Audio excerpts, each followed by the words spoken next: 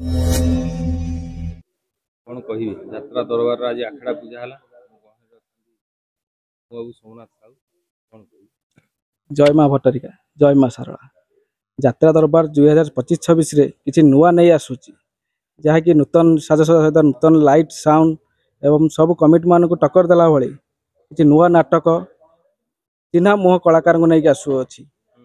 आमको आम उपर एतिक विश्वास रखु आम के कदापि फेल करूँ ना आपण आसतु आम नाटक को देखु आम नाटकर को नहीं आप गाँव में टिकेट सेल करूँ कि फ्री सेल करूँ टिकेट मूल्य 100 टଙ୍କା दे आम नाटक देखु एवं यात्रा दरबार को बुकिंग करूँ ये कथा आज आखड़ा पूजा है जो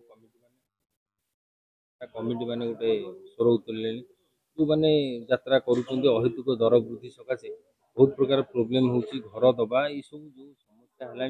यात्रा पार्टी कमिटी माने बहुत हारासमेंट है नहीं गोटे स्वर उत्तोलन है चारिड़े सारा ओडिशा मीटिंग चलती कौन केमती प्रिपेयर याकू नहीं कि आमे तो प्रथमत गणेश पूजार पार्टी बाहर करूँ आपको नहीं बर्तमान जो कंट्रोवर्सी चली आखि आगे रखी प्रति आम उचित पदक्षेप नहीं आम जेकोसी कमिटी वाला आमको कमिटी मेंबर बुकिंग करेंगे आम भाई टिकेटर मूल्य 150 टଙ୍କା भितर रखू आम टिकेट मूल्य 150 टଙ୍କା भितर जहाँकि सबु वर्गर कलाकार मैंने यात्रा को उपभोग करेंगे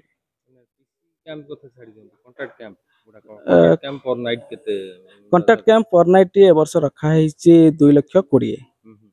2,20,20 फ्री सेल कैंप कंटाक्ट कैंप पीसी पास हाँ आज आज पीसी जमी रहा कथा रही कंटाक्ट कैंप 2,20,20 पर नाइट रखाई अनुष्ठान गोटे टीम वर्क अनुष्ठान कलाकार नहीं टीम वर्क करके दर्शक मान मनोरंजन दे निश्चिंत ए वर्ष आसतु यात्रा दरबार तार प्रत्येक कलाकार को नहीं किसी नुआ नाटक करने चाहूँगी नूतन निर्देशक नूतन राइटर मान को नहीं नाटक करने चाहूँगी आम सेमती माने पुराना कलाकार पुराना राइटर मान अच्छा बहुत भल भल नाटक दे पार्सन भी धन्यवाद दूसरी किंतु आम किसी नूतन राइटर मान नहीं नाटक करने चाहूँ नाट्यकार मान सुजोग ए वर्ष देइछु उपेंद्र दास नाट्यकार एवं निर्देशक